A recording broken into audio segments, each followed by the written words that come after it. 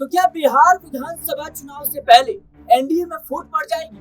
इसकी कवायद तो अभी से ही शुरू हो गई है। दरअसल पशुपति पारस, चिराग पासवान के चाचा पशुपति पारस ने खुले तौर पर भारतीय जनता पार्टी को चेतावनी दे दी है। उधर जीतन राम मांझी कई सीटों की मांग करते हुए नजर आ रहे हैं। इधर चिराग पासवान की भी डिमांड होगी। नीतीश कुमार अलग ही बैठकों का दौर शुरू कर रहे हैं। तो क्या वाकई में भारतीय जनता पार्टी की मुश्किलें बिहार में बढ़ने वाली है? बिहार की सियासत में इस वक्त उठापटक की स्थिति आखिर क्यों है? बिहार की राजनीतिक गलियारों में इस वक्त हलचल क्यों तेज है? इसी मुद्दे पर बातचीत करेंगे हम अमन सर, जिस तरीके से देखा जाए तो अभी बिहार की राजनीति में हलचल तेज है और पशुपति पारस ने खुले तौर पर कह दिया है कि हम सभी सीटों पर 243 सीटों पर चुनाव लड़ने की तैयारी कर रहे हैं और सम्मानजनक अगर सीटें नहीं मिलती हैं तो हम जहां से सम्मान मिलेगा वहां जा सकते हैं। तो क्या खुले तौर पर भारतीय जनता पार्टी के लिए चेतावनी और क्या चुनाव से पहले एनडीए टूटता हुआ नजर आएगा? देखिए सिराज, बिल्कुल महत्वपूर्ण सवाल है कि क्या बिहार में एनडीए का जो कुनबा है ये बचा रहेगा, ये बना रहेगा या फिर इसमें एक बड़ी टूट पड़ती हुई नजर आ सकती है। देखिए लोकसभा चुनाव बीत गए, अब विधानसभा चुनावों की बारी है और लोकसभा चुनाव में हमने देखा कई लोग नाराज थे, उपेंद्र कुशवाहा भी खासा नाराज थे, एक सीट दी गई और वहां पर भी पवन सिंह उतर जाते हैं, तब भी ये बात कही जाती है कि ये किसने खेल रचा है, उनको अच्छे से पता है। आपस की नाराजगी वहां पर भी दिखाई पड़ी। इसके अलावा चिराग पासवान की बात करें, शुरुआत में उन्होंने जिस तरह से जेडीयू को शामिल किया गया उसको लेकर नाराजगी जाहिर की कि भाई हम उनके बिना भी जीतने की हैसियत रखते हैं, तो आखिर उनको शामिल किया जा रहा है। मांझी का अपना अलग कहीं ना कहीं कह सकते हैं कि जो चीजें वो नजर आती है कि भाई हमें हर बार छोटा मोटा महकमा दे दिया जाता है। 25 सीटों की मांग कर रहे हैं जीतन राम मांझी। 25 सीटों की आपने बिल्कुल सही कहा, मांग करते हुए नजर आ रहे हैं। तो यहाँ पर आप मानकर चलिए कि एकमात्र लोकसभा सीट उनके पास है और वो कहते हैं कि भाई हमें कम से कम 25 सीटें चाहिए। अब जरा गौर करिए कि चिराग पासवान जिनके पास 5 लोकसभा सीटें हैं, वो क्या कह सकते हैं 100 सीटों की मांग करते हुए नजर आएंगे। इसके अलावा जेडीयू जिनके पास 12 लोकसभा सीटें हैं, क्या वो भी 100 प्लस सीटों की मांग करते हुए नजर आएंगे? तो फिर बीजेपी कहाँ नजर आएगी? तो अब यहाँ से आप देखिए जो खेल है पूरा का पूरा बिगड़ता हुआ नजर आ सकता है। बीजेपी का जो कुनबा है कहीं ना कहीं उसमें कई तरह की टूट फूट दिखाई पड़ सकती है, क्योंकि चिराग पासवान की जो हसरतें हैं, ख्वाहिशें हैं, वो किसी छुपी हुई नहीं है, क्योंकि वो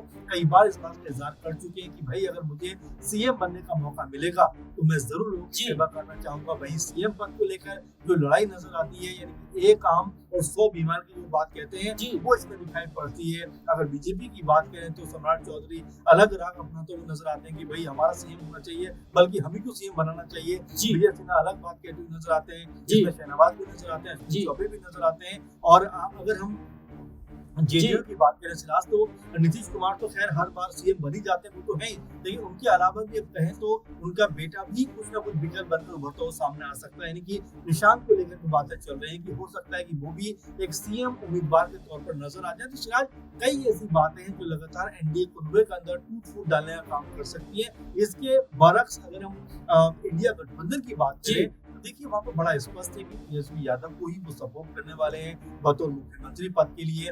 यहाँ पर कांग्रेस पार्टी में कोई इसको लेकर नाराजगी नहीं है, यहाँ पर मुकेश सहनी को मुझे लगता है कोई नाराजगी नहीं है, और पूरा आरजेडी कुनबा कहीं ना कहीं तेजस्वी हमको स्वीकार कर चुका कि यही हमारे आने वाले सीएम है। तो इंडिया गठबंधन यहाँ पे एक मजबूत पोजीशन में नजर आती है। वहीं अगर हम एनडीए गठबंधन की बात करें तो सीएम पद को लेकर और खासकर जो सीट का बंटवारा, जो सीट शेयरिंग को लेकर पूरा प्रोसेस है, उसके मद्देनजर जो चीजें वो अच्छा, पशुपति पारस को जिस तरीके से भारतीय जनता पार्टी ने लोकसभा चुनाव के दौरान नजरअंदाज किया, इसमें कोई दो राय नहीं है, कोई हिचक नहीं है कहने में, क्योंकि चिराग पासवान को कहीं ना कहीं उन्होंने आगे किया। लेकिन अब जिस तरीके से पशुपति पारस लगातार चेतावनी दे रहे हैं भारतीय जनता पार्टी को, क्या लगता है आपको दबाव की पॉलिटिक्स भारतीय जनता पार्टी में पड़ती नजर आई? देखिए बिल्कुल आपने सही कहा, जिक्र किया पशुपति पारस का, क्योंकि पशुपति पारस ने बीते 2 दिन पहले ही कहा है कि भाई अगर हमें कोई किसी की तरफ से अच्छा संदेश नहीं मिला, सही बातचीत नहीं हुई, तो हम बिहार के अंदर 2025 में जब विधानसभा चुनाव होगा तो वहाँ पर हम 243 सीटों के ऊपर अपने उम्मीदवार उतारते हुए नजर आएंगे।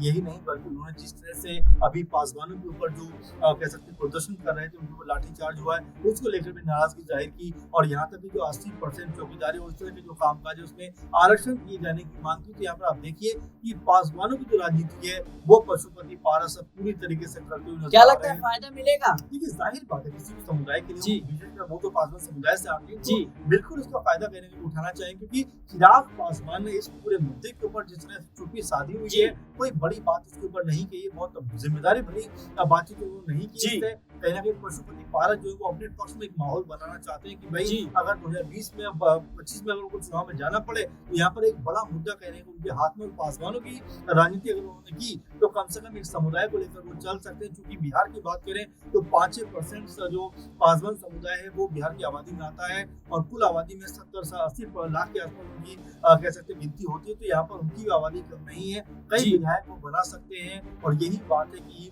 अभी से कहीं ना कहीं पशुपति पारस जो है बीजेपी के ऊपर दबाव बनाना, वही पासवान समुदाय को अपने करीब लाने का प्रयास कर रहे हैं। अच्छा, भारतीय जनता पार्टी सर इस काम में माहिर है कि कैसे सहयोगियों को हैंडल करना है। खास तौर पर लोकसभा चुनाव के दौरान देखा गया कि माना जा रहा था कि टीडीपी को अगर स्पीकर पद नहीं मिलता है तो वो बगावत कर देंगे, नीतीश कुमार को विशेष राज्य का दर्जा बिहार को नहीं मिलता है तो नीतीश कुमार की पार्टी जो है वो बगावती तेवर अपना सकती है, तमाम तरह के दावे किए जाते हैं। लेकिन भारतीय जनता पार्टी कहीं ना कहीं इस मामले में बहुत ही शातराना तरीके से काम लेती है। क्या लगता है आपको कि मांझी, चिराग पासवान, पशुपति पारस सबको समेटने में कामयाब हो पाई? देखिए महत्वपूर्ण बात आपने कही कि कई बार ऐसा लगता है कि बीजेपी सब साथ लेती है, लेकिन देखिए जब बात राज्य चुनाव की आती है तो वहाँ पर हर एक जो दल है वो अपनी स्थिति को मजबूत करना चाहता है और यही वजह है कि अभी से चाहे वो मांझी हो, चाहे वो चिराग पासवान हो, चाहे वो जेडीयू हो, अपनी अपनी पार्टी को लेकर कहीं ना कहीं सब लोग ये सोच रहे हैं कि किस तरह से विधानसभा के अंदर हमारे ज्यादा से ज्यादा एमएलए विधायक पहुंचे ताकि हमारी पार्टी की स्थिति मजबूत होती नजर आए। और यही वजह है कि देखिए चाहे चिराग पासवान हो, चाहे मांझी हो, चाहे नीतीश कुमार हो